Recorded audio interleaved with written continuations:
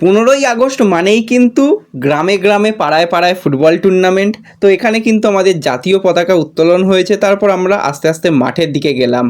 মাঠ কিন্তু এখনও পরিচর্যার কাজ কিছুটা বাকি রয়েছে, সেই লাস্ট টাইম একদম ফিনিশিংয়ের কাজ এখানে চলছে। দাগ কাটা বা যেগুলো পরিষ্কার করা সেইগুলো, তার সাথে সাথে অনেক বাঁশ গাছগুলো কিন্তু হেলে পড়েছিল। অভিক কিন্তু প্রচুর বাঁশ কেটেছে, বাঁশ কেটে একদম মাঠ পরিষ্কার করে দিয়েছিল। তারপর কিছুক্ষণ বাদেই কিন্তু খেলা শুরু হবে। আস্তে আস্তে প্লেয়াররা আসছে, তাদের নাম ঘোষণা হচ্ছে। কিছু কিছু ছেলেরা এসেই গিয়েছিল, তারা কিন্তু আস্তে আস্তে প্র্যাকটিসও শুরু করে দিয়েছিল। তো পুরো আমাদের ভিডিওগুলো দেখো, খুব ভালো লাগবে। আর ভালো লাগলে চ্যানেল সাবস্ক্রাইব করে নিও আর একটু লাইক শেয়ার করে দিও।